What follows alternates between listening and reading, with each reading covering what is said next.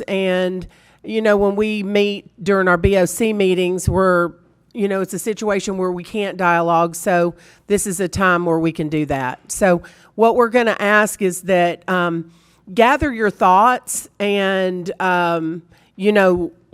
just ask your questions and tell us, your concerns or something you're happy about or whatever. And then when you're finished, let's wait. Don't come back up again until everyone's had a chance to speak. And then if time allows, then come back after if you have an additional question, just so we can get everybody, give everybody time to be able to speak. So with that, just whoever would like to start first, come right to the mic. Come to the mic. We can't hear you. And say your name and address, and if you live in the city or county. Brown. I live at 7510 Nathaniel Woods Boulevard. Okay. I'm coming to speak today. I posted on Facebook recently about flooding at my house. It happened first on April 4th at around 3 o'clock in the morning during those storms. Whole house was surrounded with water. Took on water. It happened again this past week. And I've done some research and I found out this property has flooded multiple times over the past 10 years. It was not disclosed. I've done some research and I found that there is, and I'm sorry, I get so nervous about speaking, but. You're fine. We're all friends here. If I start, I'm shaking. It's more of I'm trying to figure out what to do because now I don't know when I can fix the house, if I can fix it, because I was going to have somebody come in, do mitigation, do reparations, but again, it took on water again. And like I said, I've done research to find out that this is not the first time. It's not your fault that the realtor or the property that I bought it from, that they didn't disclose it to me. But the fact is, it's also other neighbors within the community that are having issues with this water. So there's some kind of the storm drainage is not working properly. And now I'm at a point where I don't know what I'm going to do with this house because I can't, in good conscience, sell it to somebody else or another open door and have them not disclose it. And I'm left with this they're left with this. I like my house. I love my neighbors. I love this community. I'm just wondering what we can do to talk about what is happening with the drainage in the Western Woods property to try and figure out what we can do to fix this or if there are any options. And again, I'm just really reaching out to see what we can do, if there's any solutions, because it's not going to get any better. It seems like it's getting worse. So I'm just asking for help and what we can do to dialogue about this. What is your address again? 7510 Nathaniel Woods Boulevard, and I have video, I have footage from multiple people from both storms, so I can share that, anything you need with you. I'm hearing some feedback somewhere. Does somebody have a radio or something going on? Okay. Okay. It's just a little distracting. Mayor, if I may. Yes. Ms. Brown, nice to meet you. Chris McDonald. I live in your neighborhood just down the road from you. Just so you're aware, when all that was going on, I have video of your house. I took pictures and video of your property, the property across the street from you, as well as the property down the road, around the corner, and a couple of the houses behind you with the water running along the fence line. I sent those pictures and those videos that day to our city planner. I've also shared them with our city manager. I followed up with them to see if they've come up with any solutions or ideas of what can be done. It's a sticky situation, as you've probably been told or informed yourself through your research. I'm sure you've been staying up day and night looking into it. Feel terrible for you. And you're exactly right. The people before you just passed the buck on to the next buyer, both of which stood in front of that microphone and expressed their concern of that property to the city. And unfortunately, at the time, we're probably told about the same thing. It's just it's a domino effect, right? So if the city does anything, we then take ownership of that problem because we've now addressed it. And if anything fails downstream or upstream from that, blame could be put at the change that you made here, or the change that you made there made the situation worse. It comes with where's the money come from that would be required to make those improvements, if those improvements could even be made. It's a hard situation. I'm not going to lie to you, and I will also say that this isn't the first board that has thought through that whole process on is there anything that can be done about it. I think this is probably the third. I think there's probably been about 12 different commissioners that have put thought into this. 2 different city managers, different engineers, different city planners. It's definitely a property that I myself am aware of, and I imagine all of us are now, and it's just a really, it's a challenge. At the time that the neighborhood was developed, it was built to the regulations and standards that were set in place. So, not saying that those regulations and standards were correct or appropriate, but they were the standards of that time, right? So, you can't go back and point at somebody and say, well, you should have done it this way, because they were going to say, I did it how you told me to do it. And in fact, I was talking with our city planner earlier today, and really even to this very moment, especially back then, all the stormwater infrastructure, all the signing off on that, the approving of it being implemented correctly, all of that's handled by the state of Tennessee. City of Fairview, up until the most recent census, well, even at the most recent census, is just below 10,000 population. And until we surpass that with a recorded amount, the city or the state of Tennessee looks at us differently. I think it's like MS4 is the qualification that we would move to once we pass that 10,000 threshold. And then it's pretty much the state saying, okay, you got your driver's license as a municipality. You've gotten to the size where you can now handle doing these things on your own. So back when that neighborhood was built, the state of Tennessee was the one who said this is correct. Like, this infrastructure for this stormwater is appropriate. So it's not even like there was a past board that made a mistake or past staff that made a mistake, because it wasn't even anyone involved at the city of Fairview that said that's appropriate. Now, I'm not trying to make excuses for you. I'm just, trying to lay the facts out that I've uncovered as I've looked into it.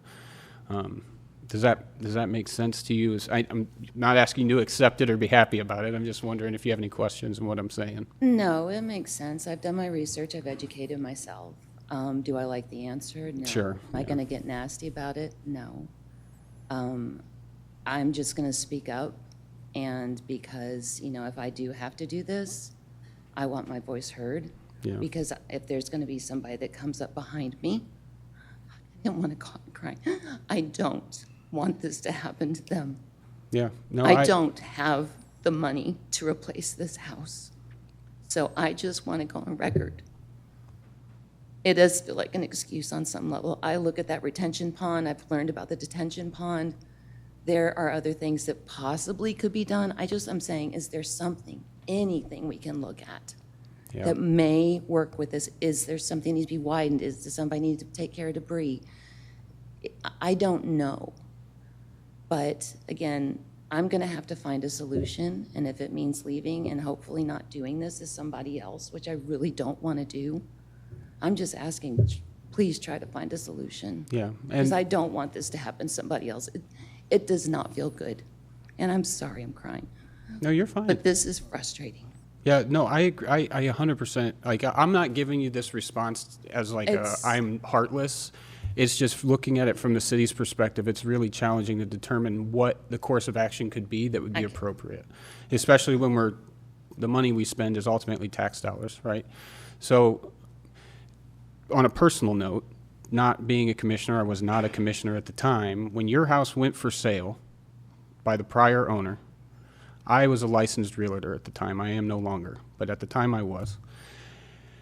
And I immediately, as soon as I saw the for sale sign go in the yard, I couldn't believe it, because I've been in your home when there was 4 or 5 inches of water in it with the prior owner. I've seen the inside of it when it has water in it. I know what happens to that property when it rains like that.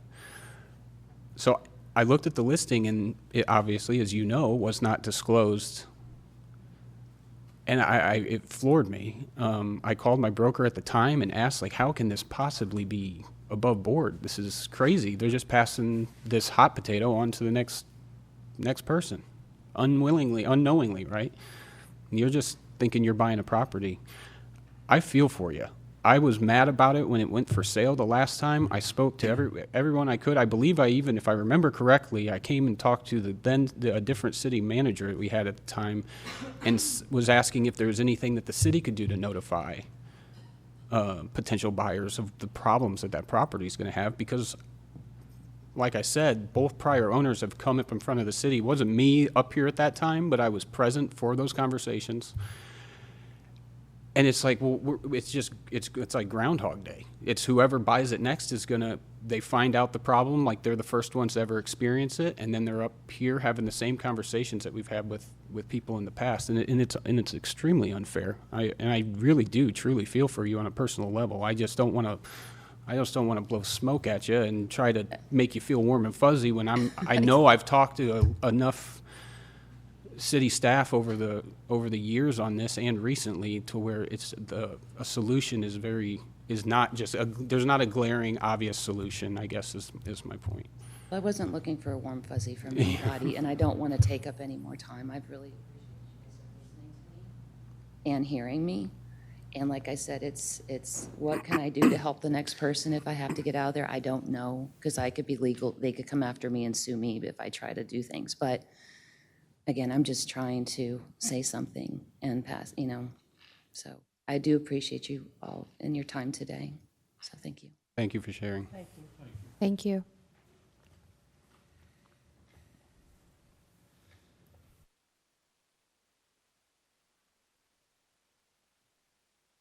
My name's Linda Waters. I live at 7528 Nathaniel Woods Boulevard, Fairview, in the city. I moved here in 2012, and I live right behind Brandy, right behind her. In 2012, I made this picture of the house flooding. That was bad then, but it's got nothing but worse since then. My whole back porch has sunk 3 inches. You can see it on here. I'll give you these if you want them. Of course, the insurance doesn't cover any of that. I've got to have all that repaired myself. But I have seen 3 families. I've seen Scott Tucker. It flooded on him 3 times. They sold it. I don't know if they disclosed it flooded or not. They sold it to Robert Butler. It's flooded on him 3 times. They sold it, and Brandy bought it. I'm just here to support her. She needs help. She's a single lady, and she desperately is stuck with that house. But I can swear to it that I've seen all this flooding. The house is built on a slab, and Scott Tucker told me that it flooded so bad that the slab cracked and water was coming up through the middle of the house.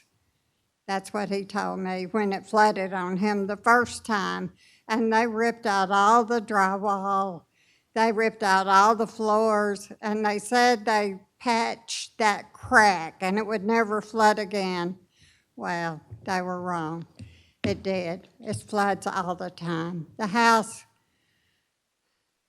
I don't know, it should have been built on a crawl space. It's just, if mine wasn't on a crawl space and didn't have a crawl space, I would be flooded. But thank God, mine has a foundation. But I'm just here to support her, and I hope you guys can come up with some solution for her. She really needs help. That's about it. Thank you. You're welcome.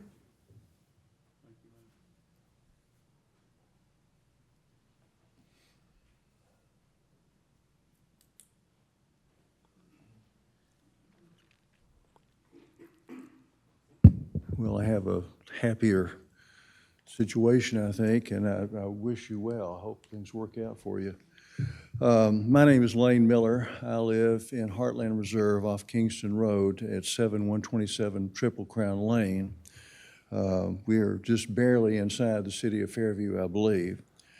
My wife and I have been out here just about 10 years now. We built that house and moved in 2015. I want to tell all you folks we've got some good people working for us here at the city of Fairview. Back in around the middle of April, we had some heavy rainfall. Our particular house has a creek that runs down beside it. And that creek from time to time goes under the road through a couple of metal tunnels. But on the particular day that I recall, we had heavy flooding, and the tunnel had debris that was blocking it, both tunnels. And so I got out to try to do what I could to clear the debris away, and I got a couple of pieces out. But to my good fortune, two gentlemen came by, Ethan Greer and Devin Halliburton came by. I think they're in the Planning Commission, and they just happened to be out checking on situations throughout the city of Fairview. And to my good fortune and their great credit, they actually got down in the creek with me, and we pulled out several large tree branches and logs and things like that, and it remedied the situation. The creek went down. But before that happened, there had been a lot of erosion under the sidewalk, and it was threatening to go up under the street. Well, we only have one street in and one street out, and that's Triple Crown Lane. Fortunately, the street was not harmed, but the sidewalk was left with just a slab with no support whatsoever. All the earth was gone. You could see water pipes and all this kind of good stuff. But they reported the situation to the city, and I made a phone call or two. And I guess 2 weeks ago, a gentleman by the name of Todd Bratcher, I think he is in Public Works, I was in the backyard doing some things, and I heard all this scraping and what sounded like gravel going on, and I walked out in the front yard, and there these guys were repairing the ground under our sidewalk, and they did an excellent job. They even put down new grass seed and the whole bit. I got to meet Todd, and he had two other gentlemen working with him, but they did a nice job of getting that sidewalk repaired. And a couple of weeks ago, I got to meet City Manager Tom Doherty and told him about it. So I'm very well pleased with the service that we've gotten, my wife and I and our neighbors, from the city of Fairview. So I want to thank you guys all for what you're doing, and these four gentlemen in particular. And the only thing that remains to be done is that we have one of the metal encasements under the sidewalk, the concrete tunnel, was dislodged, and that's going to have to be repaired, and I understand that's going to require some kind of a bid contract situation because of the equipment required to do that. So that's still in the works down the road. But I'm pleased with the service that we got from these gentlemen, and I want to thank you all and them publicly for what they did that particular day. So, folks, we got some good folks working for us, so if problems come along, hang in there and say something about it. It will be addressed. But thank you all very much for letting me speak to you tonight. Thank you. Thank you, sir. I know that specifically that culvert, I believe they pulled out like 3 or 4 tires. Yeah. Chris Wheeler. I also live in Heartland Reserve, 7158 Triple Crown Lane. I unfortunately do not have the same experience as the last gentleman did. When we bought our house, the drainage ditch in the back had eroded away, and I knew it was going to need to be fixed. Called the city out. The city came out a couple different times and looked at it, and I was informed that there was nothing that they could do. So I fixed it. It cost me $17,000 to fix it. And this spring, it has washed out again and needs to be repaired a second time. The house is only, 7 years old? And this is the second time it needs to be fixed. It was not designed properly the first time. The water that drains out of the backyards is not the problem. The problem is there's a very large area of the road that drains out of a pipe that comes into the ditch. The pipe comes down a very, very steep grade. It's moving probably a football field size of road. That water comes down very, very fast. And as it comes down, it's forced to make a very sharp left-hand turn. So it washes everything out when it's forced to make that turn rather than going straight out the gully. And I can't fix that pipe. And I can't afford to continue to fix this every time it breaks. I fixed it once. I can't keep doing it over and over again because I know I'm going to fix it and it's just going to happen again. So if anybody could come look at this pipe draining the street and see if there is anything that can be done with that, because that is where I believe the major problem lies. It's too much water. It comes down at too great of an angle and it comes out way too fast. And then what ends up happening is the ditch in the back, it fills up, and the tile that drains out of the retention pond, the water comes out of that so fast that it's now eroding the property behind me. But the people who live behind me, that's all forest. So they probably don't even know what's happening. So they have no interest in fixing that. But if that part of the erosion doesn't get fixed, then I run the risk of that whole retention pond collapsing. And that I can't afford to fix. So if somebody could come look at this, I've talked to Tom, it's on his list. Like I said, I had the city out a couple times before it was fixed the last time. They approved the fix that I did, but it didn't last. Worked well for about 1.5 years, and then it was too much. Sir, I didn't catch the address. Yeah, me. 7158 Triple Crown. 7158. Yes. Thank you. So that is all I have. Thank you. Thank you. Thank you.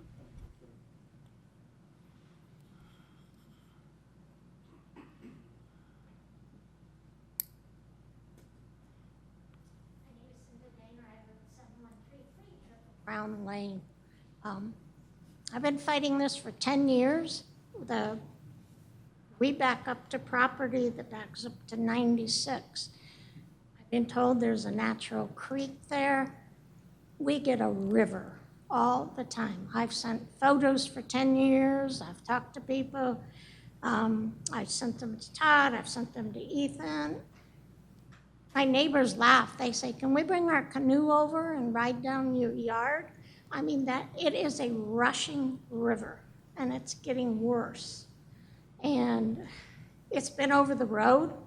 We sent pictures of them showing over the road. One of our neighbors was saying he said he had on wading boots, and it was way up over our road. And a lot of the men in the neighborhood were out with push brooms trying to get the water off the road. And like I said, it's just continually getting worse. Fortunately, our house sits up a little bit, so it hasn't, but it's creeping closer. Our neighbor's house, they're a little lower. It's creeping closer to them also. We get, every time it rains, we get junk coming down in our yard.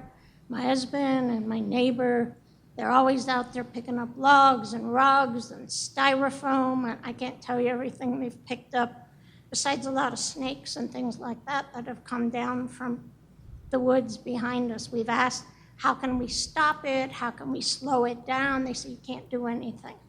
It's a natural creek.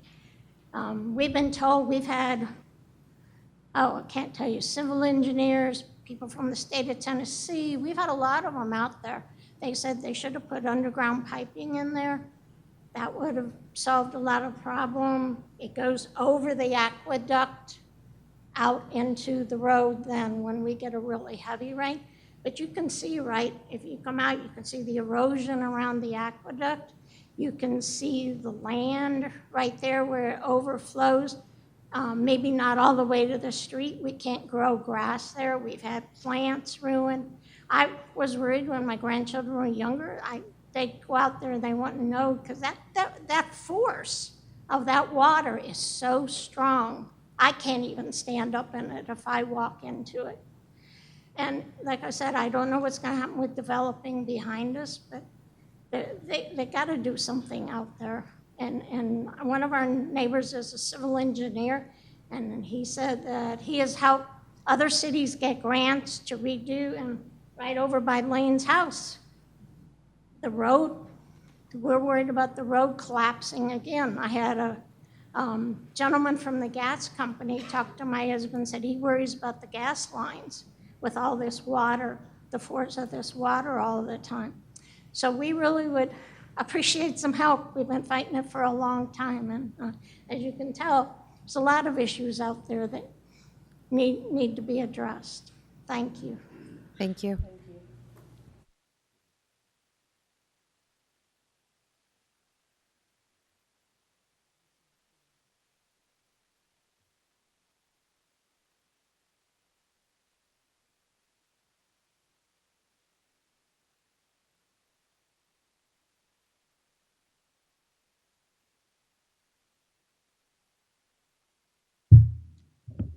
I'm Al Tiroli. I live in Castleberry Farm, Shepton Park.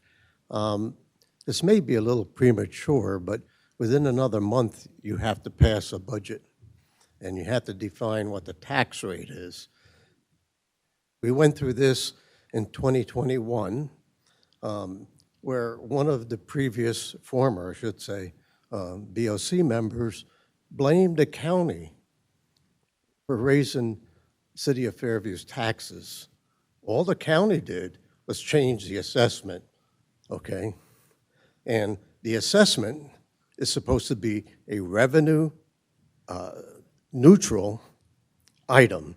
Your taxes shouldn't go up because the assessment goes up, and they shouldn't go down if the assessment went down. And just looking at the numbers, at what the county feels the City of Fairview's assessment is for this year, as of, I think it was May 5th, and if you take what the assessment was for this current fiscal year, it says that the new tax rate, and Tom has to, I don't know if you get involved, but the city manager has to generate a certified tax rate. And that tax rate has to say that because of the assessment, your taxes in 2025 and 2026 should stay the same. Now, in 2021, they didn't change the tax rate, so the city had to have 2 hearings, according to the state.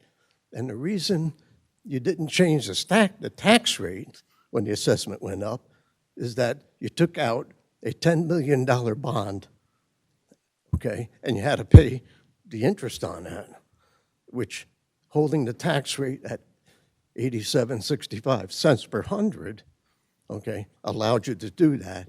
And my question is, are you far enough in the budget cycle where you feel that our taxes in the city of Fairview will not go up because of the assessment? I'm pleased to say that Mr. Daugherty has proposed, we've not voted completely through the process yet, but he has proposed revenue neutral so that we can offset what the elevated tax rate was before. So that's a really good thing for our community, because every 3 to 5 years, they have to do reassessment on the property values. That just has to happen. We don't want to go 10 years and then it go from, this level to way up here. So every 3 to 5 years, they have to do that. And Mr. Daugherty has proposed to us in the budget to vote on revenue neutral, which will bring it back down from what it was to neutral. Very good, thank you. Thank you. Mr. Tiroli, if you wanted to hear more on that, we had a workshop in our last meeting. We talked about it quite a bit in detail too. I'm not sure if you caught that or not, but if you're wanting to see the discussion that we had on it, we did talk about that briefly. It is recorded? Yes, sir. Okay, thank you.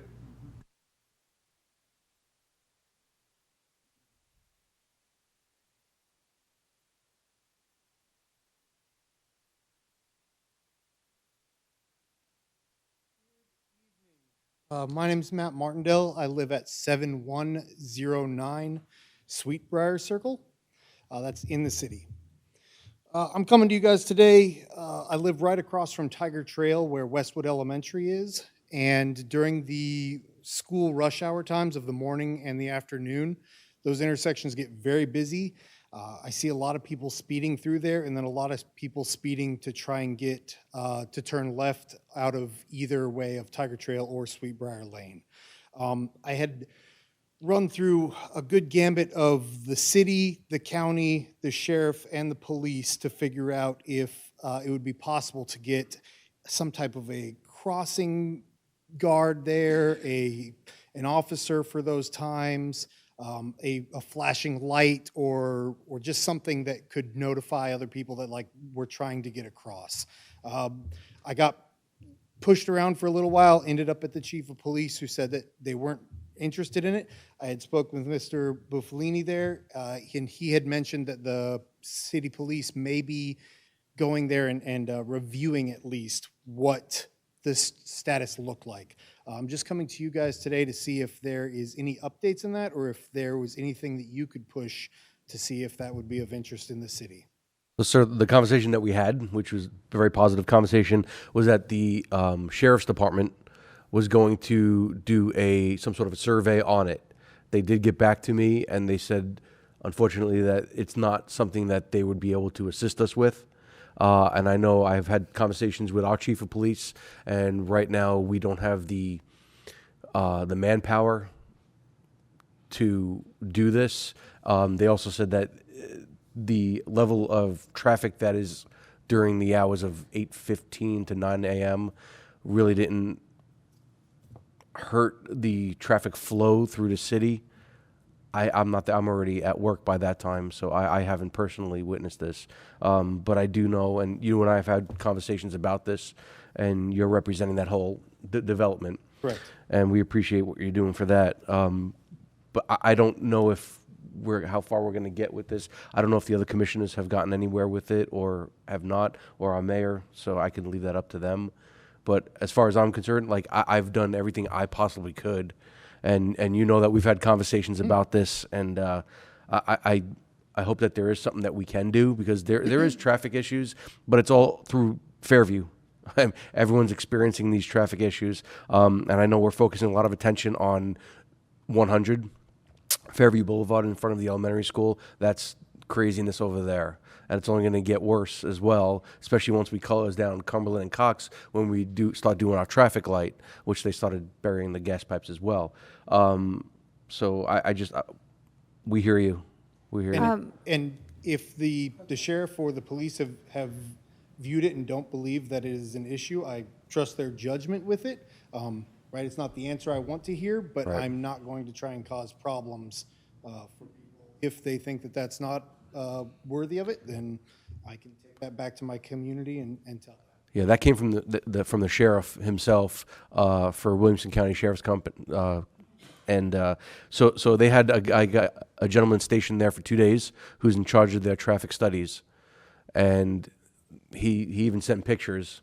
And he's like, and video, there was no reason. I was like, well, they're going to write a report for that, and I'm sure you'll get a copy of that I don't know when, though.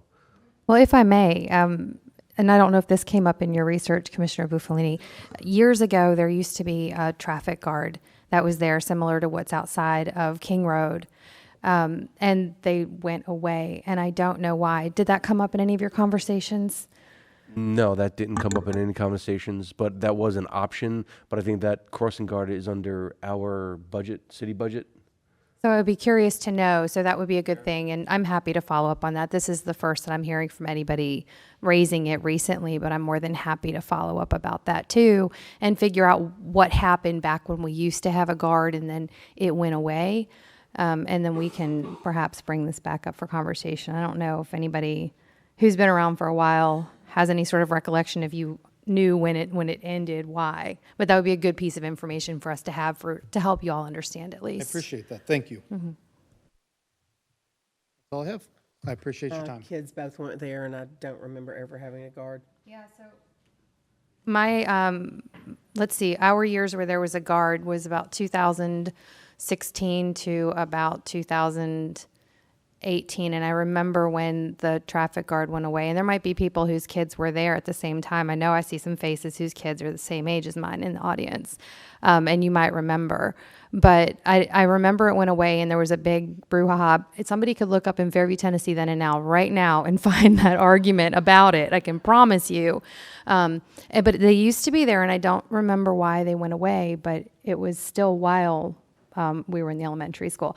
My kids are older, so. Yeah, yours are a little Yes, older mine than are mine. grown, Yeah. So yeah, but they it's been they in weren't there then. recent history Yeah. that this change came about. So thank you for bringing it up, though. And I know that there are often police officers on 96, and oftentimes right there, like where the Cloverleaf is, 96 and 100 come together, where it's like 35 miles an hour. And kind of jumps back and forth in that zone. So that probably helps a little bit with the speed, but not with the volume. Yeah. But I don't think this conversation's over, by the way, just to let you know that. So, Yes. I just want to confirm to Commissioner Roberts, there was at one time, and I don't know when it left to, but it was, I think, more or less just a traffic vehicle there. Whether they actually did any direction of traffic or not, I can't remember, but there was someone there at that time. Thank you, Commissioner Hall. Yeah, I promise you, there was a human, and I am not making this up. Was it county? Was it county? Look, back then I didn't know the difference. No, it was before COVID they stopped. It wasn't for very long. And I think it came when we got the new principal. So when Mrs. Garcia left, I think, and it was like right around that same time. And I think it was a county officers. County? Okay. Yes, I cannot remember, but there was something, and it would be interesting to know why that was ended. And if it was just allocation of funds and, not a traffic need, that would be good to know. But to the point you were making, Commissioner Buffalini, we are getting some more traffic. There's a new development going in right there. It would be worth at least keeping this on the radar.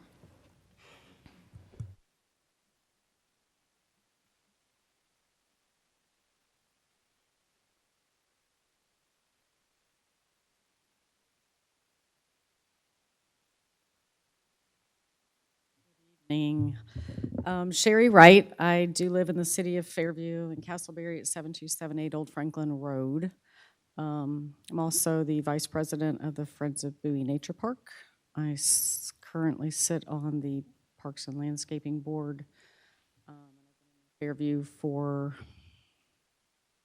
13 years this year. So speaking with a couple of those hats on, since we haven't talked about water for a couple minutes, I wanted to circle back to that. So the Friends, I'm going to wear the Friends hat for a minute and say we are seeing, and I hope you all are seeing, and I hope the people that work in the park are seeing the lakes and the mud and the silt, specifically in Lake Bird. Where that's coming from, it's not hard to track it.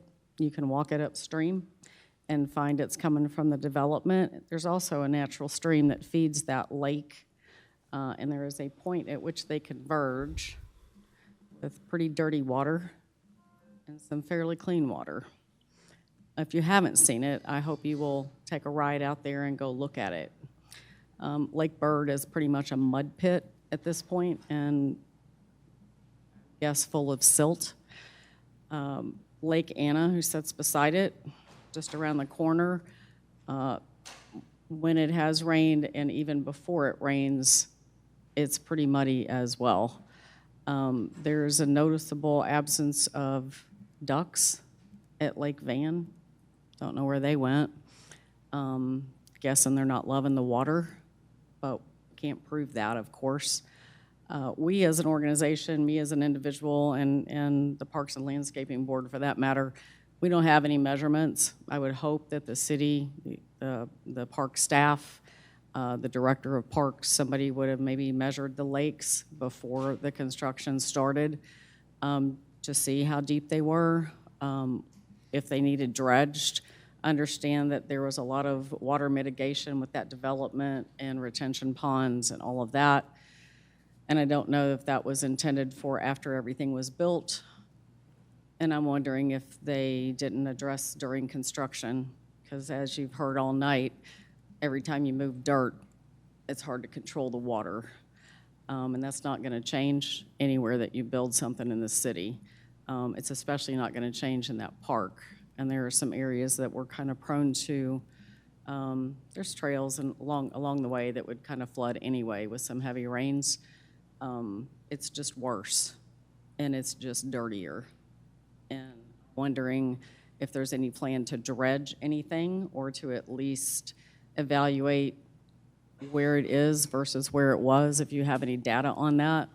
I don't personally feel like that's anybody's job but you all's as the city to take care of that. You own the park.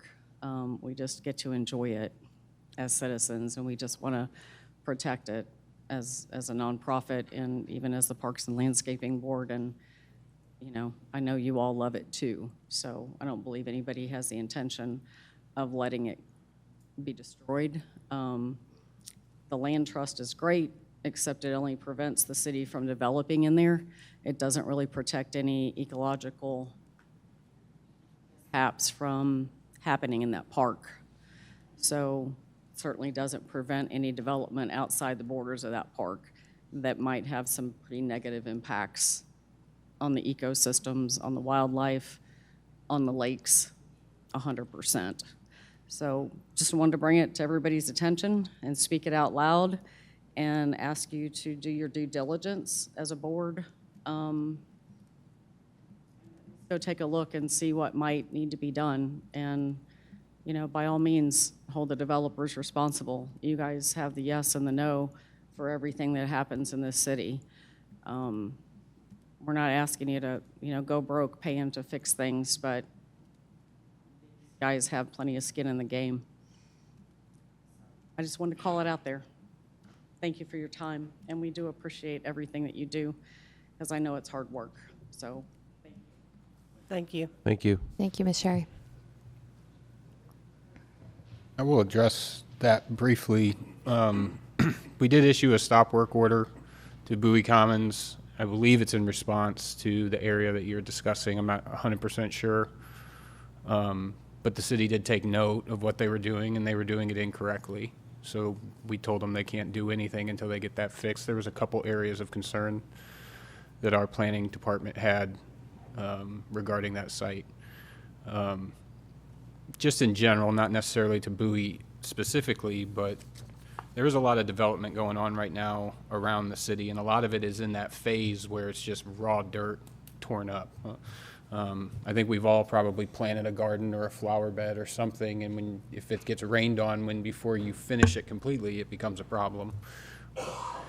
And that's kind of the same way. I mean, I'm not trying to make an excuse for developers, but they do need some grace to get their infrastructure in place. It's like, you know, you can build a car, but if you don't finish it, you're not driving it down the road.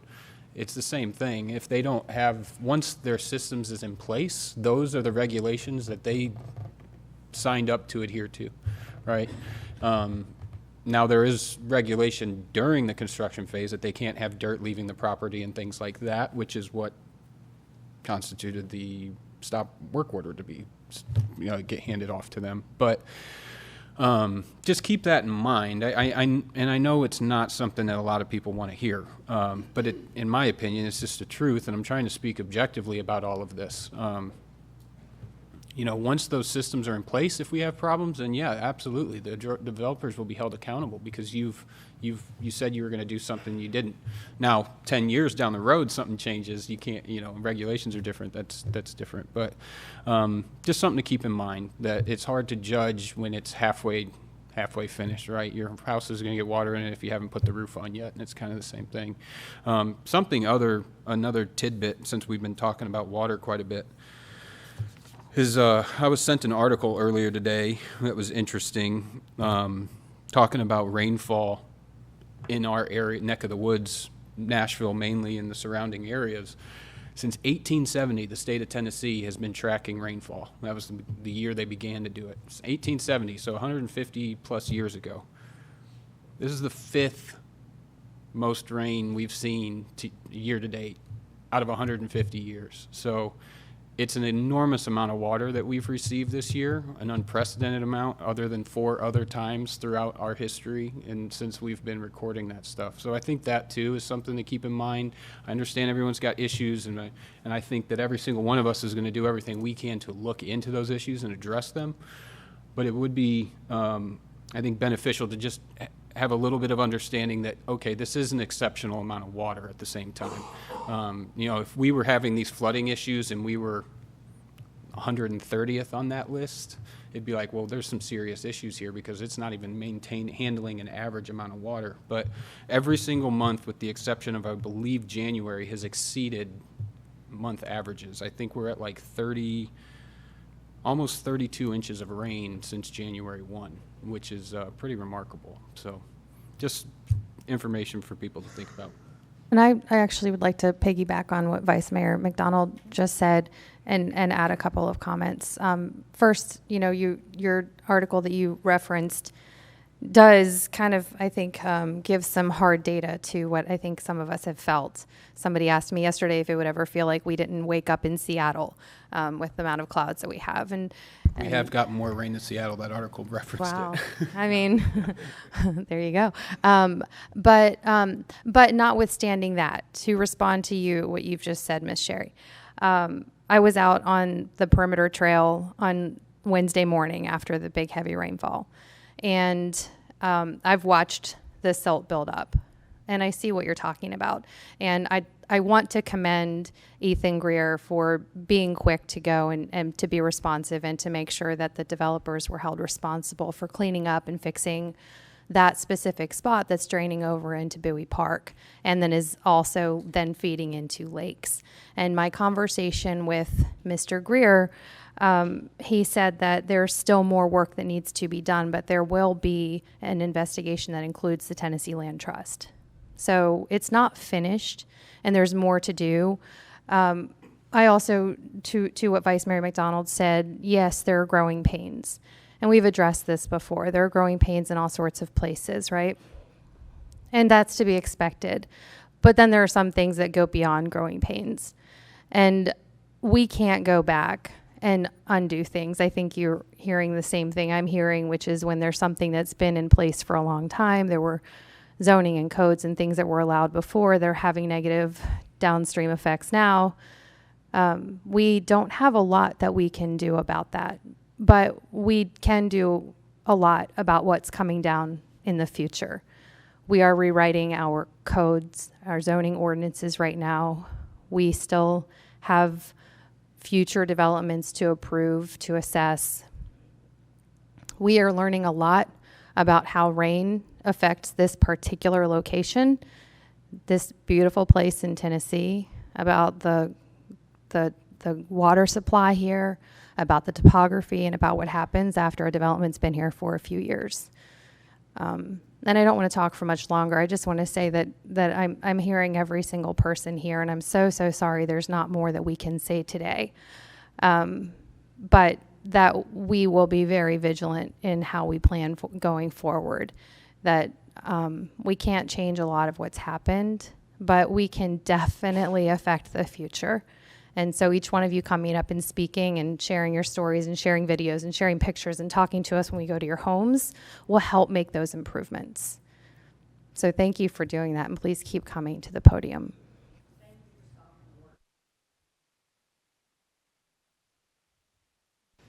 Yes, ma'am. And I believe we will continue to do that and to address all these concerns. And the sad part is that, you know, we talk about holding developers accountable, but there are people accruing big dollars in damages. People are losing their backyards. People are losing foundations. People are losing personal items in their garages, in their basements, and it's sad. And I mean, I don't speak for everybody else, and a lot of people know me. I'm very blunt. I think it's crap. I really do. And I'm sorry that this is happening to a lot of people. I've talked to majority of the people that are sitting right here. I've been to your homes. I've seen what is happening. There's a couple sitting just to your left, Ms. Sherry. I've spoken with them numerous times of what they're going through. The person right to your right, I've spoken to her. I've been to her property. I've seen what's happening, and this is coming from, not just the rainfall, but it's what's accumulating from the developments and coming down. Yes, they're supposed to handle everything, but this comes with cutting down trees. I mean, it all changes the way the water is going to be directed, and this is affecting all of Fairview, not just one location, not just one lake. It's there's a beautiful lake up on 96. And I've been discussing that since I've been up here. If not before that, I've commented on it as well. And and Tennessee says, nope, they're doing everything according to what the developers are supposed to be doing. Maybe Tennessee really needs to adjust what they feel needs to be done and what doesn't need to be done, because I think they got it wrong.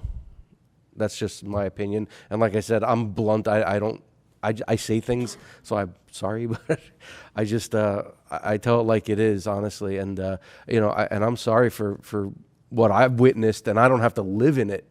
And I'm sorry for what you're experiencing in your purchasing your home and the water coming from underneath your ground. I mean, it's terrible. I'm sorry about that. So I don't want to take up too much more time. Hello, my name is Colleen Van Fossen, and I live at 7801 Pinecrest Court, and I live in the city limits. Some observations about what I've been hearing and seeing online. In my business, when there is a serious adverse event, a safety committee comes along and they do a root cause analysis to see what was the root cause of the adverse event. And so we've heard tonight about some ladies who've lived in a neighborhood for some time and about a property that y'all were aware of had problems that's now been passed on to the third owner. A root cause analysis of how did this problem happen at that property? And maybe it's too far down the line for the city to address it, but there are patterns that develop. There are patterns in how things happen. Cutting down trees. You talked about cutting down trees. We know it affects the landscape. Clear cutting, moving dirt, all the trees that were cut down on Highway 100. And the response was, it's private property and the owner can do what he liked. So while I'm advocating that we look at the patterns that are developing and how these drainage problems develop, and how did the drainage problem develop over here at Bowie Commons, and then there was a big storm and the contractor hadn't had time to get his systems in, and so then there was a siltation problem in Bowie Lake. Maybe he shouldn't have been able to move dirt until his systems were in place. But a root cause analysis of figuring out how are these things happening, because if we don't stop it and understand what the problem is and stop it before it happens, people like us are going to be having the same conversation 15 years from now, because Fairview is going to keep growing. So that's what I wanted to ask for, is something of that nature to analyze what's going wrong in these development and contracting processes that are resulting in water problems here. And one other thing, if I could wave a magic wand, I would make it very, very expensive for contractors to clear cut and cut down trees. Very expensive. They would be tiptoeing around those trees in my world. But it changes everything. And then for them to come in and put in, a 4-inch caliper tree and say, yeah, we've replaced what we deforested. That really bothers me, because I like trees. So thank you. Thank you.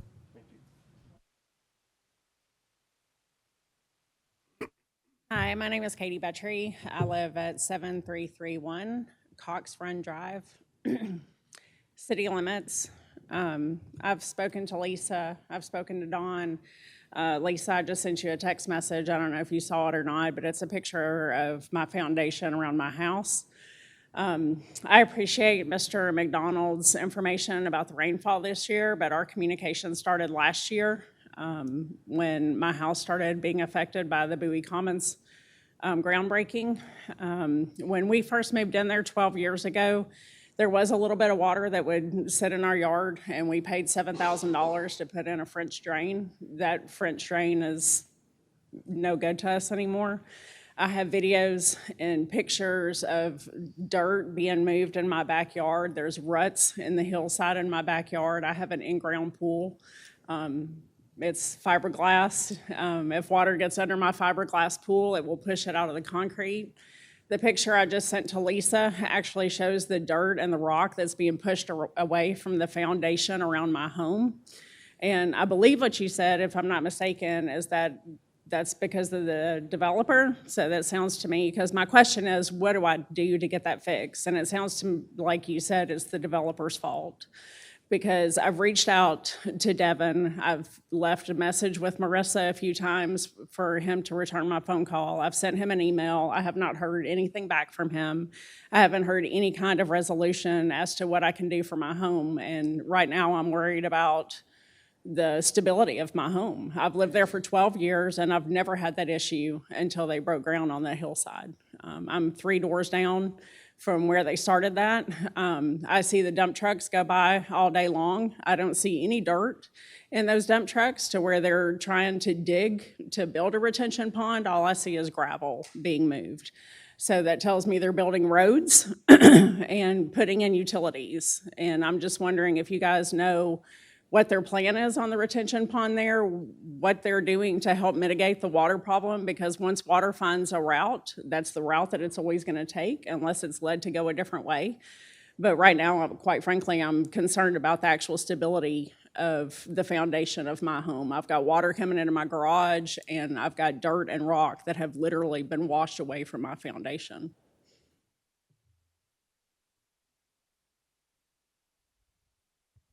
Did you say you have dirt being pushed onto your property? It's And being tracks pushed- on your property? No, sir, the water is washing the dirt and Oh, the okay. rock away from my So foundation. it's not their equipment that's on your property, because that's absolutely not allowed. Correct. Okay. You can see, it's not, you can see my foundation, you can actually see the footing in that picture. You're saying the detention pond is not finished yet? I haven't been up on that property to see it. I know that I haven't seen any dirt coming off that hillside. All I see is rock being moved. Take a look.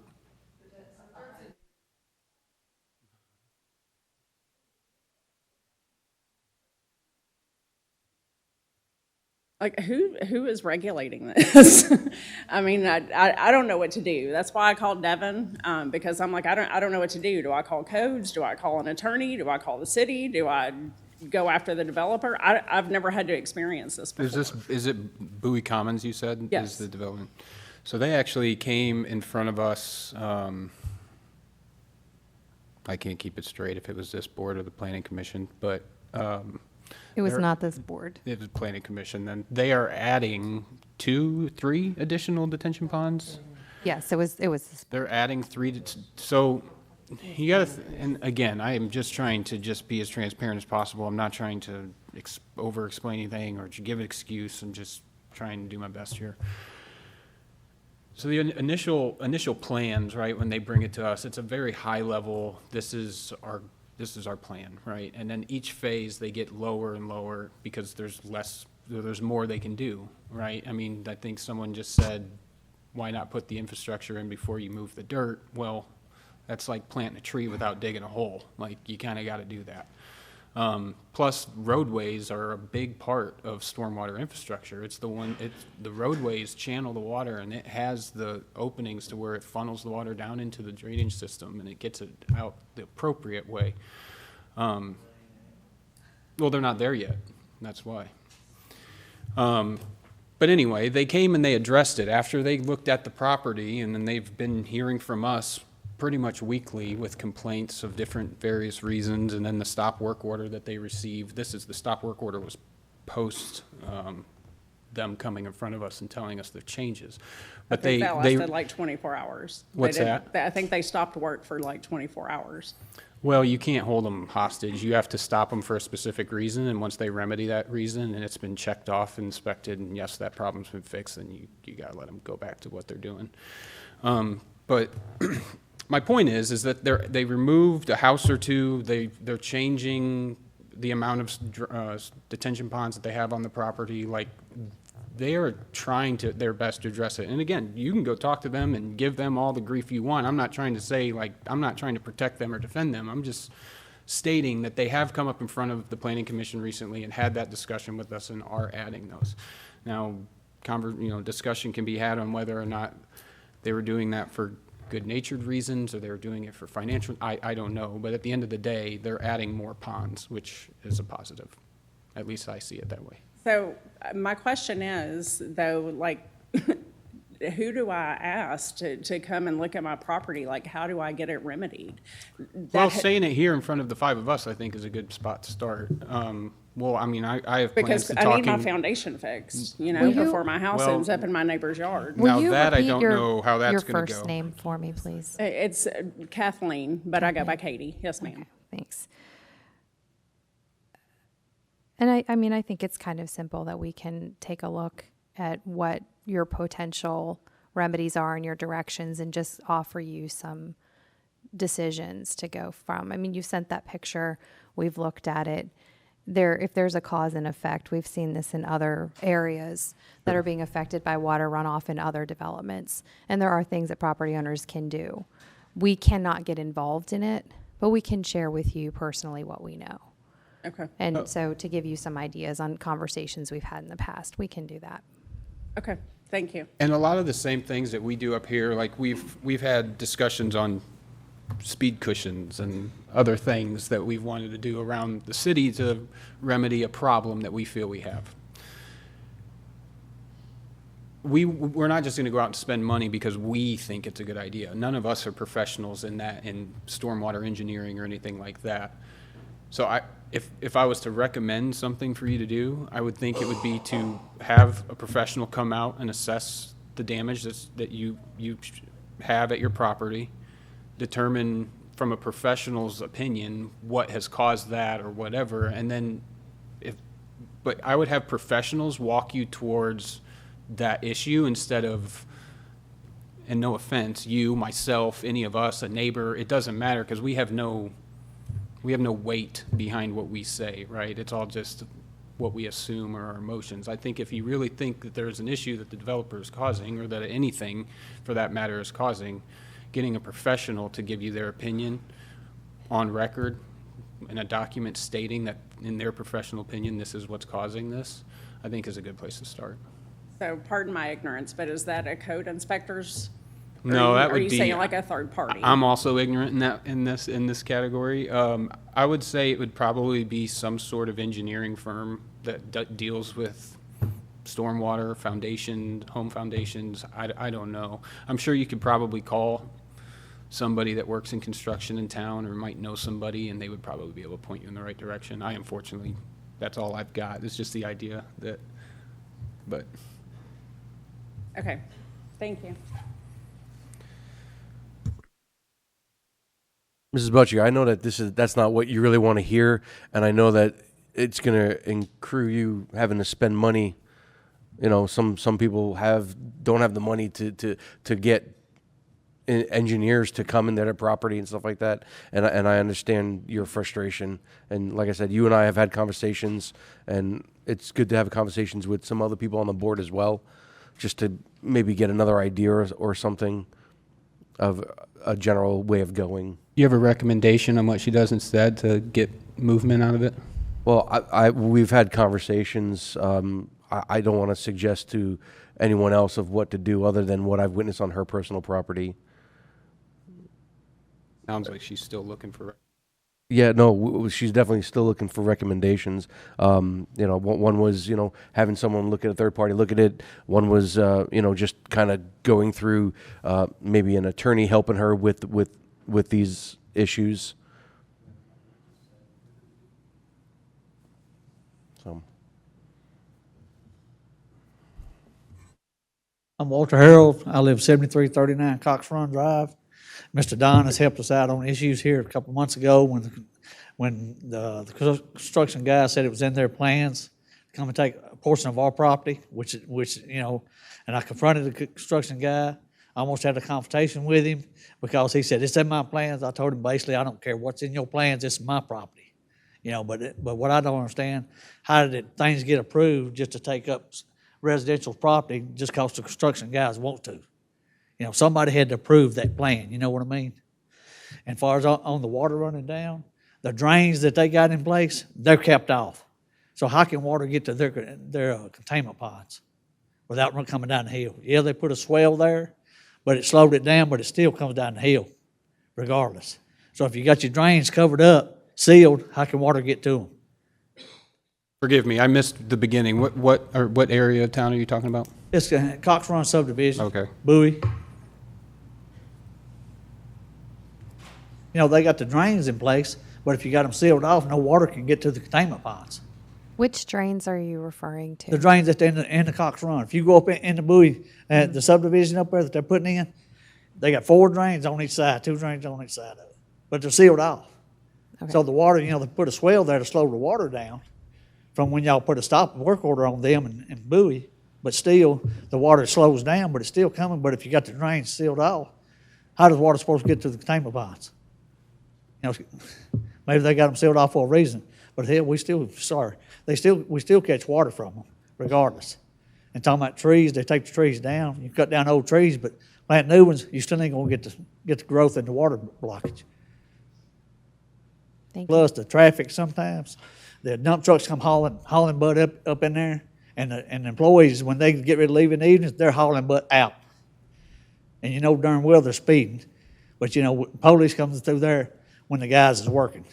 So that don't help out nothing. So that's all I got to say on it. What were you saying about they're using your property? I missed. Now, here a few months ago, maybe a month and a half, 2 months, we turned and sent pictures and stuff. They come over on our property, took a corner out of it, said that's where the sidewalks have been. So I confronted the guy. We come home, and X amount of feet of our property was took out. So I confronted the guy, construction guy come down there. He said, it's on my plans. I said, look, buddy. I said, no offense to you. I don't give a darn what's on your plan. This is my property. And what I don't understand, how can the board or whoever approve the construction guys to come in here and develop this land and take people's property? They had to know that's where the property lay. And my state was there. They tore it out and took what they wanted to. But Mr. Don and a few others got with them, and they come and he said, I'm gonna fix it back better than what it was. It ain't better than what it was. It's fixed, but it ain't better than what it was. So Don talked to the construction people and made them move the sidewalk off your property? Between Don and a few other ones, yes, and we appreciate that. But but these guys. I think our codes people need to be involved in this. None of. I'm confused about this. So I did not have any conversations directly with the developer. I had conversations with Ethan Greer, and Ethan Greer had our codes enforcement actually go up there. They also went up there with the engineer, with Curtis, and walked it out. And where the stakes were, they were taking more property than what they owned. They were taking his property, and we immediately stopped that. When did this happen? Yeah. This was, I'm going to say, almost 2 months ago. Yeah, almost 2 months. But but the guy, what gets me, the guy was developing the land. He come up, he pulled out his phone. He said, it's on my plans. Okay, buddy, I understand what's on your plans, but you still can't come up and take people's property. We worked hard and paid for this, not them. Well, I'm really glad you said something, and I'm you- glad that that Commissioner Buffalini and then the If you city don't staff stand up could for help. yourself, who is? Well, That's what yes, you work sir. hard for, not them. Yes, sir. But it may not seem like much to them, but it's a lot to us. Yeah. Absolutely. I'm glad that you said something, and that's really important. And like I say, they say they fixed it back better than what it was before, but it's fixed, but it ain't. You know what I mean? It's there, but it ain't. But they say that we're going to take care of. We're going to take care of. That's just a little bit of BS to me. But you got to expect that coming from big contractors. Well, what was it before? What was it before they touched it? Oh, it was solid across there. Just like grass? Yeah. Okay. And now they call themselves, they put my retainment blocks back to what I had before. Because when we come home, the blocks was thrown over in the yard. About a half a dozen of them. Why I had them up there when it was cow pasture to kind of block some water runnage off then. But it wasn't near as bad because you had grass and stuff that would filter the water. Yeah. But now, when, with the road there, it's going to flow. Which they got the swell, like I say, they slowed it down, but it's still coming down the hill regardless. The water's going to flow downhill no matter what you do.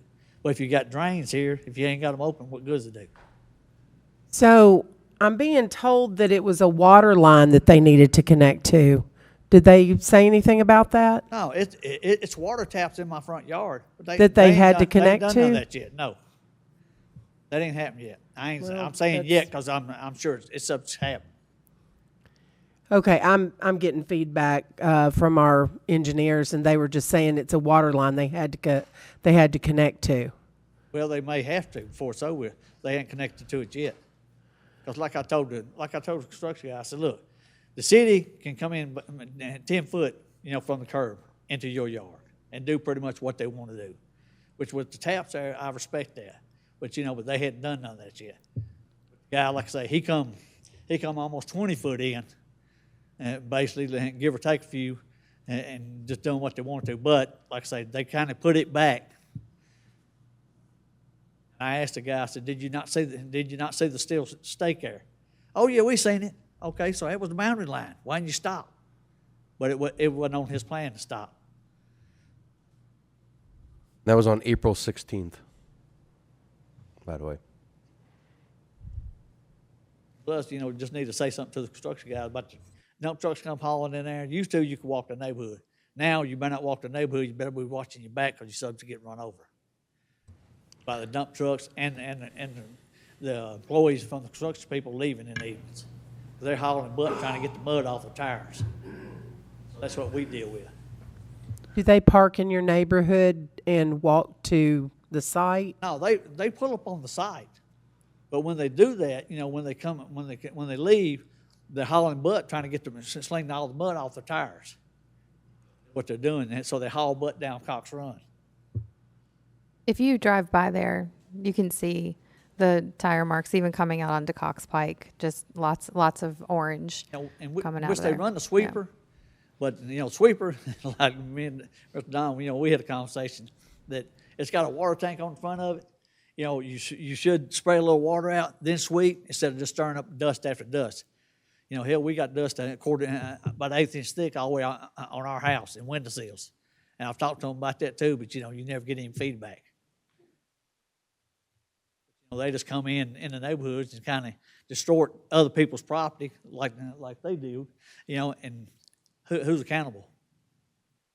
The construction people, they don't want to step up to the plate and fix the problem they caused unless somebody gets on them. But it's hard for us as residents go up and try to confront them, and we end up having conversations with them because, when you get talking about your home, you get kind of a little upset about it. Trust me, I've been. Well, but I've talked to some of the dump truck drivers, and they're not. They've not been very nice to me. Right. Yeah. And I understand. We all got a job to do. Yeah, But, they don't need to be speeding through our Right. neighborhoods. And the only thing we ask, we know development, is for the future, but hey, respect our neighborhood. We was here long before you was here. So hey, just respect our neighborhood. That's all we ask. To the point of the trucks, I would think there'd probably be somebody in the neighborhood that has like a Ring doorbell or a surveillance that could get video of that. I mean, and it's kind of hard to deny when you have.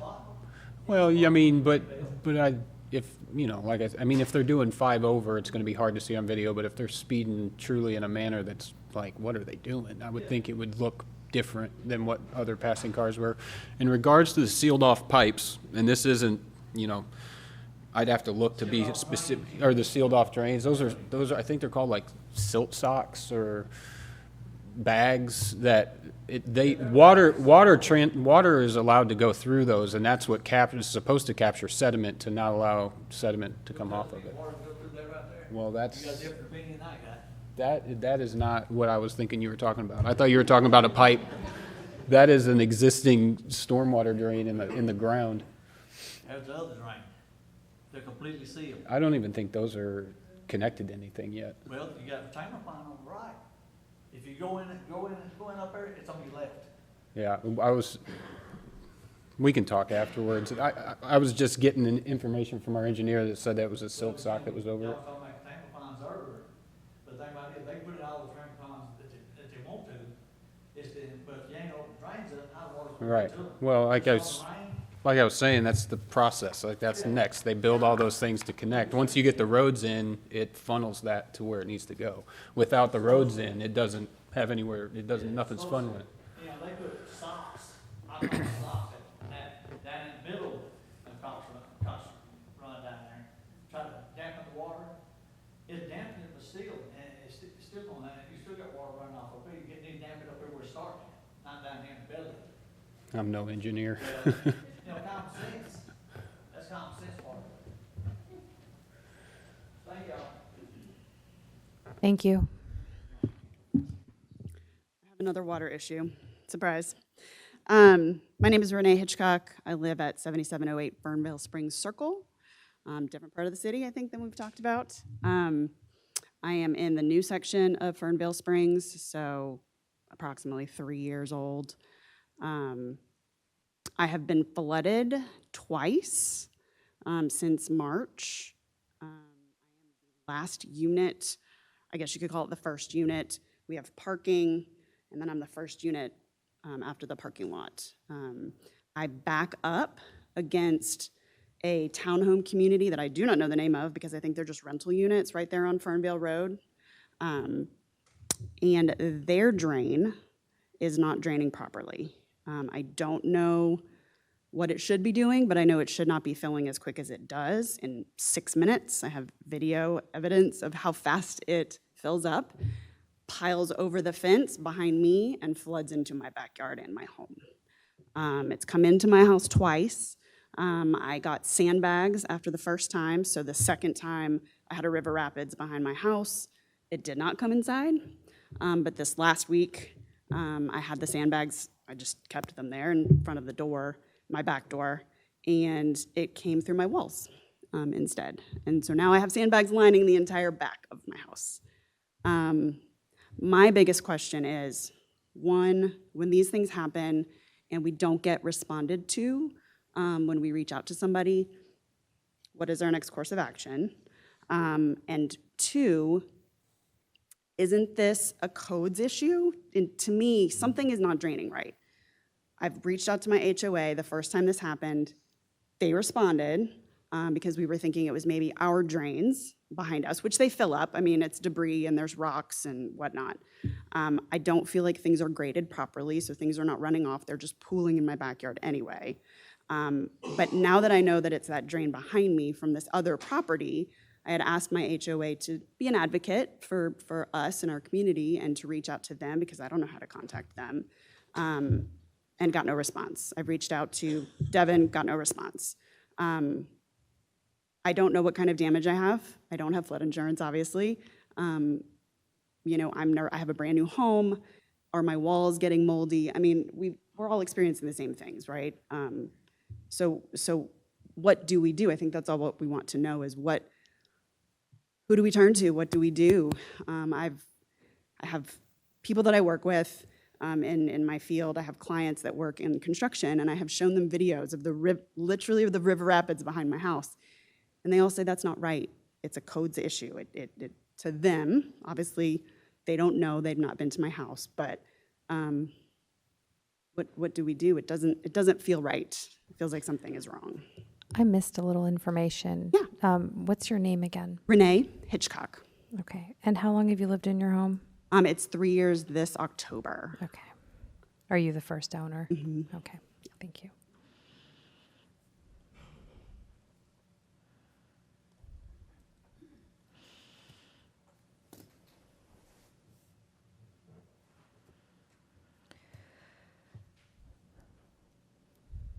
As far as not being contacted, because that's the low hanging fruit. So I'm going to grab at that Thank one you. first, while everyone else thinks about the other issue.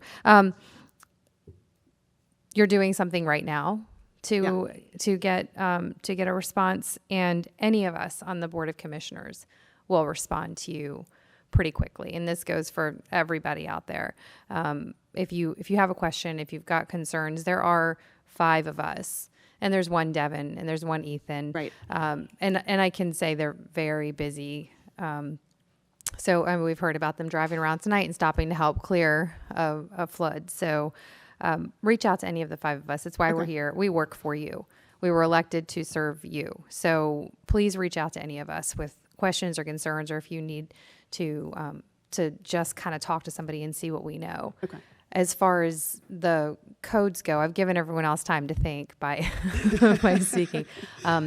The reason I was asking about time is because sometimes there's, and I'm learning as I go. I've been here for about, I think, 7 months. I can only lean on that for so long. But some of what I've learned is that after a certain amount of time, it's not the developer, and then the city doesn't own it. If you have an HOA, it might be the HOA's responsibility. If that townhome community has an HOA, it might be their responsibility. Which then, getting back to what we were talking about with Ms. Katie, it becomes a completely different issue with a completely different set of remedies that you would have. And I think that's the space where we're entering into with a lot of these situations. But I don't know enough sitting here tonight on how to tell you what you might do to go forward. But I think that would be something very useful that the city can provide to people, because this is happening so much. Yeah. So we wouldn't necessarily give you advice, certainly not legal advice, but here's a list of potential ways you could reach out and try something. Yeah. Yeah, I think just having people respond and knowing that we're heard is step number 1 and important. So. Absolutely, yeah. Did you say you know where the water's, the source? So I don't know the name of that townhome community. There's no. Yeah, there's I'm no trying, sign. is it Scarborough Village? I No. think it's not? No, so where Fernvale Springs and Yeah. 100 connect. Right. Fernvale Road. Fernvale Springs is my townhome, Mm-hmm. right on the left. And then you keep going on Fernvale Road, and there's like a rental, like just a little community. It's townhomes. There's 2 buildings, one on each side. They're small, I think 2-bedroom maybe. They're new. They're just as new as our community. I don't know what they're called. Like I said, I'm pretty sure they're rentals. But Do you know the developer of yours? Regents is mine. Okay. But I don't know that they were the same as this other community. But there's a drain right behind their trash area that's fairly small, and it dips down, so it looks like it's supposed to be a retention pond, but that fills up super quick because all the runoff runs down. So that community is a little bit higher than we are in our townhome community. It runs down the parking lot and then into this drain, and the drain fills up and runs over into my yard. It runs over into the yard of my neighbor, but because I'm lower, it comes to me. Now, this year's probably, I guess we've heard lots more rain. Is this Right. something that's happened for the previous 2 years also? It hasn't. Okay. It hasn't. The pooling has. The pooling in the backyard has. But no, not like this. But, I'm terrified every time it rains. Okay, so I'm being told, I'm sorry, that it's Fernvale Springs condos. That's where those townhome beside communities- you. Okay. Yes. Interesting. When the water pools, how long until it dissipates? 6 minutes. 6 minutes and it's gone? Oh, no, 6 minutes before it runs over into my Sure. into my Yeah, yard. but I'm How saying, long like, does it when take you said to go that down? this is the first year you've had flooding in the 3 years you've lived Mm-hmm. there, or as much water as you've seen, but you said there has been pooling, and I was just curious how long that pooling exists before it dissipates. Once it stops raining, it does go down fairly quickly. I think that there could be some improvement on our drains on our side, and I know that's an HOA thing, that's not a city thing. They've got rocks that if there's river rapids, they just pile up on top of the drain and then no water drains. So that's silly. But as far as that other drain, that's the one that is resulting in the water in my yard. I know the developer of Fernvale Springs condos, and I'll just tell you that I will speak with him and see if he can figure out if there's some blockage or something like that. Okay, that would be great. Also, he works with, not works for, but works with Regent. So maybe they can Get together? get together. That would be great. Thank you for listening. I appreciate it. Excuse me, ma'am. You said something about it was coming through the walls. Does it actually come through and do damage to carpet or flooring? Well, I have or that type? LVP flooring, so it just kind of sits on top. As far as what's getting underneath, I have no idea. This last week, Tuesday, I guess, that we had all that rain, I thought that I was preventing it all from coming in because it wasn't coming through my door, and I looked over and it was coming through my walls. So I caught it, and I had all the towels piled up, and it dissipated fairly fast. But I don't know as far You as hadn't damage. seen any particular damage just yet? It feels really humid in my house, but that just could be me being paranoid too. So, yeah. Sorry, it's happening. Thank you. Thank you. And something else that I think should just be stated is that obviously there's a lot of discussion around stormwater right now. The city took action in addressing stormwater when they passed the stormwater ordinance in 2022. I think it was revised in 23 of sometime March or May of 23. But it's fairly new. And anything that was, any plans that came in front of the city prior to the adoption of that document were held to the standard of whatever the state of Tennessee said it needed to be. Now, the city, when we passed our, I say we as the city, I wasn't a part of it, but when the city passed its stormwater ordinance, it was stricter, and I've said this in the past, it was stricter than what the state of Tennessee was requiring. So the city has heard over the years the issues that we're being faced with. There's a lot of development that was built to substandard regulation. Well, I should say there was regulation that was not up to where the degree in which it should have been from the state. But once Fairview got its feet underneath it and realized that this is a problem, we took it upon ourselves to pass the stormwater ordinance to improve the situation. Now, is that going to make everything perfect? I'm sure not, but it is an example of listening and doing what we can to try to fix the future. Nothing can be done against, and that's another thing too, is that anything that was approved, they've got vested rights once they receive their written approvals. They could have got approval in 2021 to build something, and they could not even put a shovel in the ground until 2030.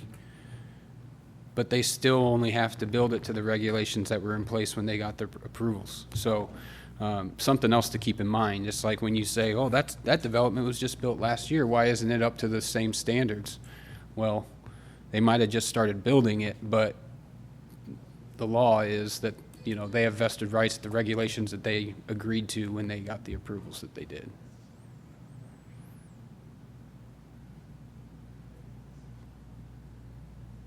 Might have a question.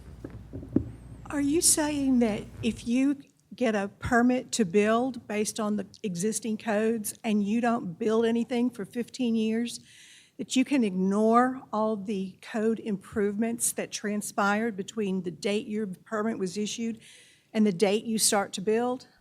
I don't know specifically if it's all encompassing, but I know there is aspects of that is accurate. Well, why don't we put an expiration date on building permits?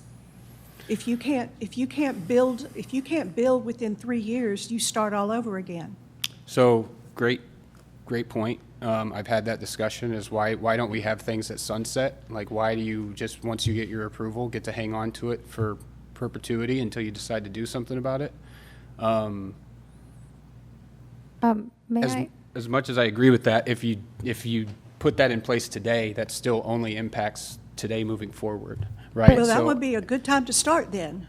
I mean, you know, I find that just quite interesting. If I might, the law did change back in like 2013 or 14 where they have 3 years. So the time that the development's approved, they do only have 3 years to then go through and start making steps toward developing.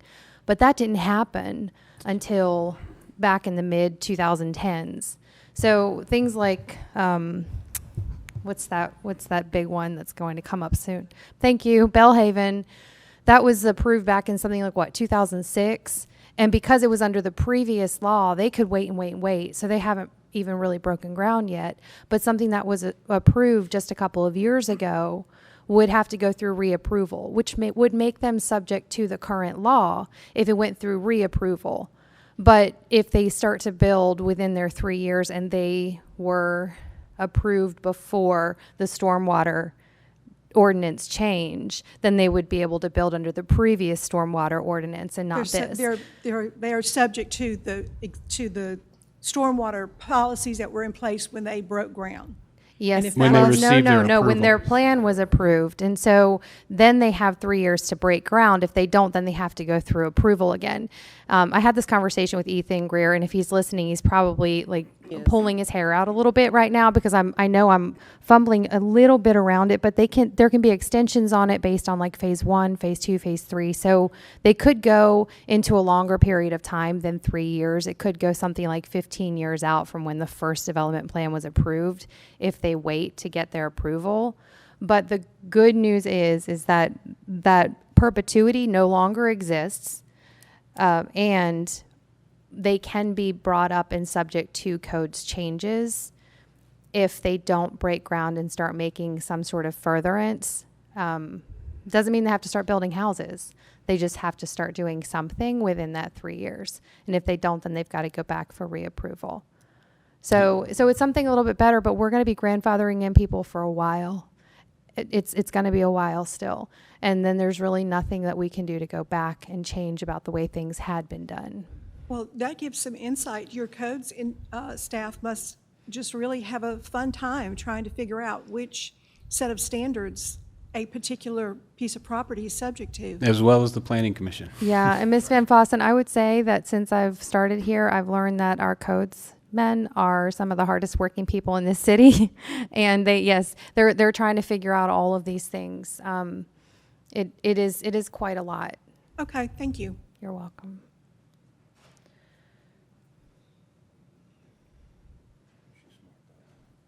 Meredith Kaiser, 7321 Cox Run Court. I've got to give a shout out to Ethan and Curtis and all the work that they did the night that we got halfway drowned. I'm the owner of the Mud Mountain at the top of Cox Run, and that thing was washing down the hill. And they, the part of the stop work order was that they have got to address the silt barrier to stop that, because it's just, the mud has come down and it's flowing over the top of it, and they got that stopped, and that's going to be fixed. There are a lot of things that need fixed, but I've just got to tell you, those folks work so hard for you. If I want to know anything, I go straight to codes. And they have been most helpful with everything that's going on, specifically I'm interested in Bowie Meadows and the impact on the park, because I'm a board member from the park, and we watch that daily. And I think that you are real fortunate in those employees. And I want you to know that. Yes, ma'am. Thank you.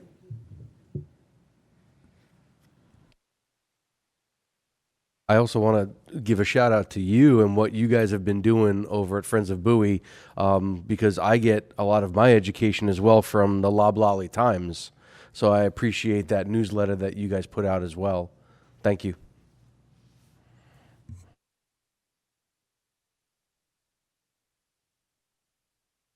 And to circle back around to Mr. Tiroli's comment about taxes, I did want to say also that Fairview and Brentwood are the only two cities in Williamson County who kept their tax rate at revenue neutral for their community and their citizens. So that's really important when there's such a big increase in the values of our homes to try to keep that tax rate where it needs to be so that it doesn't contribute to a higher income property tax.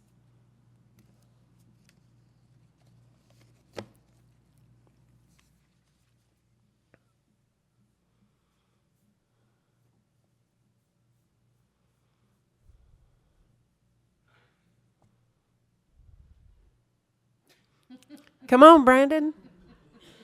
Just got awfully quiet in here.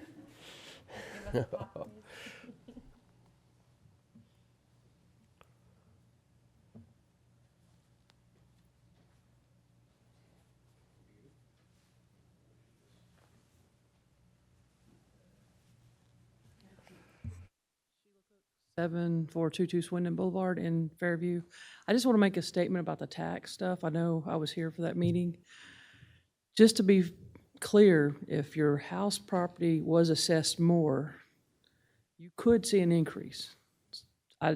Everybody needs to know that. But it Oh, won't and be I'm as- not saying, It would I'm not depend saying on- there's not an increase, but I understand, I'm but just saying. how everything was stated, it's like, Yes. I don't want people to be Some surprised. but they- properties saw higher increases than others, yeah. Yes, I'm just So saying. if you were above If the it was a average- huge one, I'm pretty new Right. here, mine's not gonna be.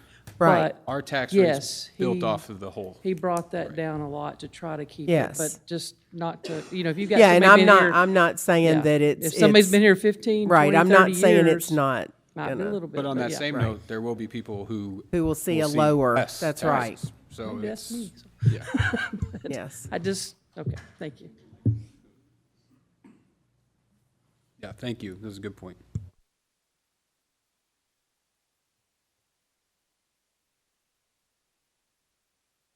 So since no one's talking or dancing, I just want to say there was a news article that came out the other night. It was a news report about one of the locations here in Fairview. Dan Binkley's Opry. I don't know if you guys know about this or not, but on every Friday night, they have live music there, country line dancing.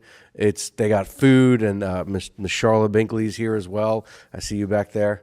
And she also sells some of her fragrances and all that there as well. So it's a good cause. There's no cover to get in. It's free. It's open to the public. It's every Friday night from 7 p.m. or 7:30 is when the music starts till the last person goes home. So there was Channel 5 did a news reel about them, and I just want to say, if you haven't seen it, it's on Facebook everywhere. So check it out. It's pretty interesting. If you've never been there, definitely a place to go to and visit.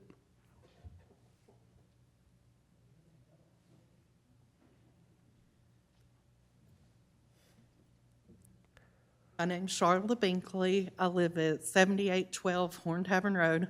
Nervous wreck. I do not talk in front of people. But I guess with all the stormwater, I appreciate very much what y'all are doing now, that the standards are coming up, because unfortunately for me, my land is getting completely ruined.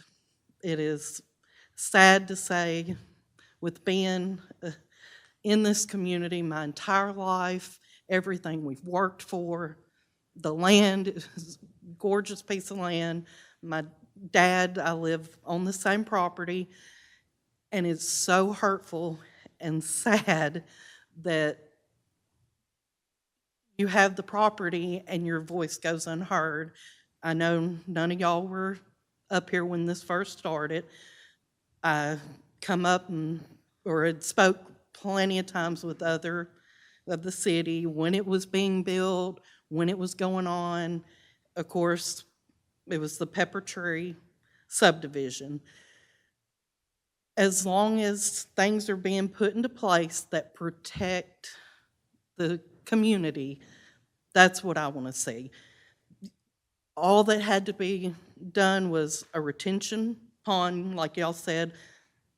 I know it's hard to say, well, and I fully understand when you build something, yes, the ground, you have to have grass, you remove trees, it's going to take time. Unfortunately, the grass is all grown up, everything, checks and balances were put in place, and I'm still being flooded. It's coming up on my foundation on the house. It's cracking from, like I said, I've lived here my whole life. Before we even bought the property, it was next door to my father. So when the May flood come, it didn't even touch that property where I am now. So thinking, okay, well, that's a once-in-a-lifetime flood. Dang, if it's not even going to get, we're safe. He bought it, I moved in, happy to be right next to the creek, never had a flood issue until that subdivision was built. And now, not only me, now it is affecting everybody around that vicinity. Our driveways are constantly being washed away.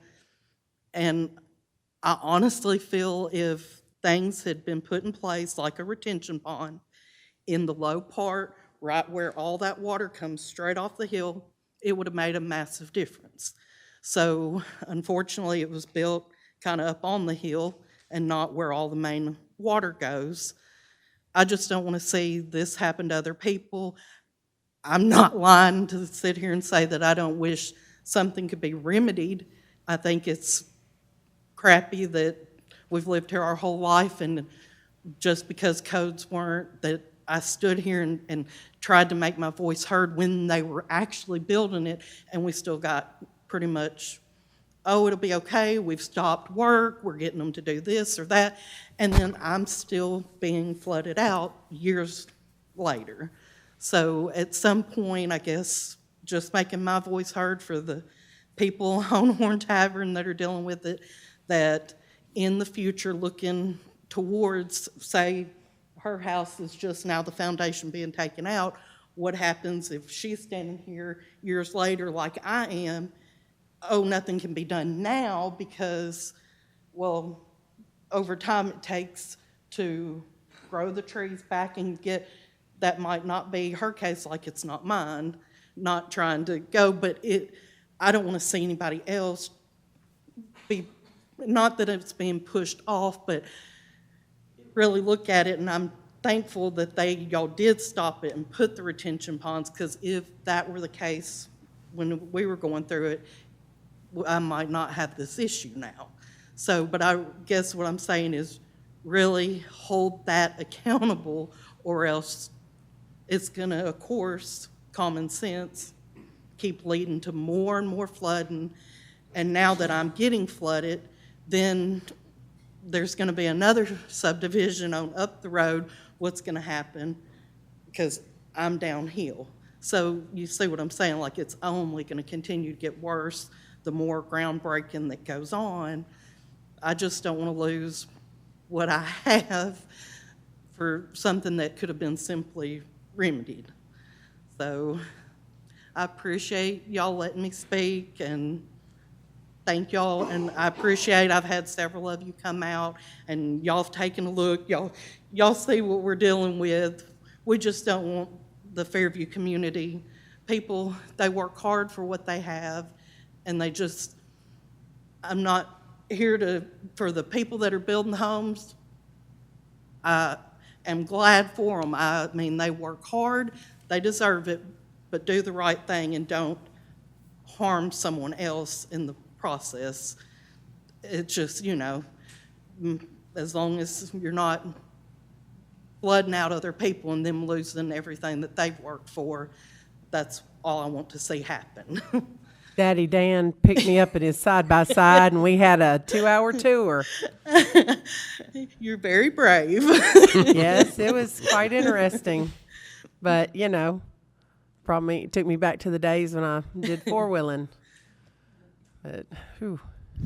But thank y'all for letting me speak. Thank you so much. Yeah, I know that Horn Tavern is taking a beating up there. I know that Coach Hughes had reached out, the high school coach, and I went there the same day it rained, and it was like roaring rapids in his front yard. Took out his driveway 2 days after his daughter's graduation party, and the erosion that it caused was just mind-blowing. So I just...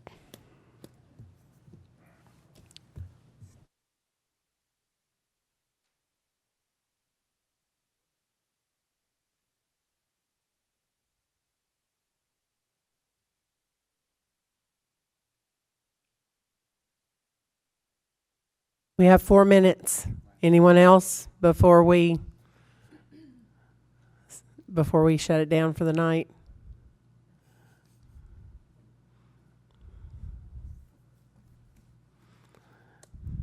We hear you. Please keep reaching out to us, and we'll keep trying to find solutions to help. Thank you, everybody. Oh, you'd like to? No, go ahead. No, go I ahead. just have a question. Go ahead. My name's Deborah Neal. I live within the city limits on Williamsport Court off of Old Franklin. And it's not affecting my property at all. It's just something that's been in my head. What are you, as a board or as a community, are we legally required to annex property into the city limits if somebody asks us to? We can't annex without a property owner asking us to. I know, but But if if they they- do if- ask, do you have to? We don't have to. It's not a law that somebody asks and we have to. There are regulations where, like, if they're contiguous with other city property, services, there's different things we look at before Okay. annexing in. Yeah, because I know that we're beginning to run into the problem that other Williamson County communities have run into, which is property that has hitherto been in the county, farmland, family land. Old folks get old, they die, the family doesn't want the farm anymore. A developer says, hey, I will give you $22 million, for your land. But it's in the county, which has very strict building codes in terms of how many houses you can put on a piece of property. So the developer then comes to the city and says, hey, or has the owner come to the city before they sell and say, hey, annex us in. And I guess my question is are we doing our due diligence in not buying into sprawling our community? I was on the board that for 2 years we worked on the urban growth boundary for all the different, there's 7 different municipalities in Williamson County. One is Williamson County proper and then the other cities. We worked on that for 2 years and we came up with urban growth boundaries for each city in Williamson County. So when someone asks if they can, comes to the board, fill out their documents to be annexed, they have to be in the urban growth boundary. They have to, if they're in the urban growth boundary, that is a main thing. Oh, okay. And then if, being contiguous to other city property, that helps. But if you're in the urban growth boundary, you can be annexed into the city. I was just hoping that there was a boundary. Yes. There were all our county mayor, Roger Sanderson, he was over our committee, and then all 6 of the mayors of the different cities in Williamson County.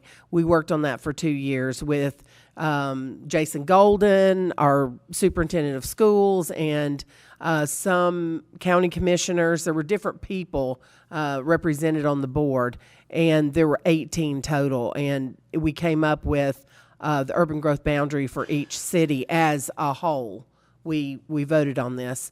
And so we've adopted our urban growth boundary for our community. So if someone is in the urban growth boundary, they don't necessarily have to be contiguous with other city property.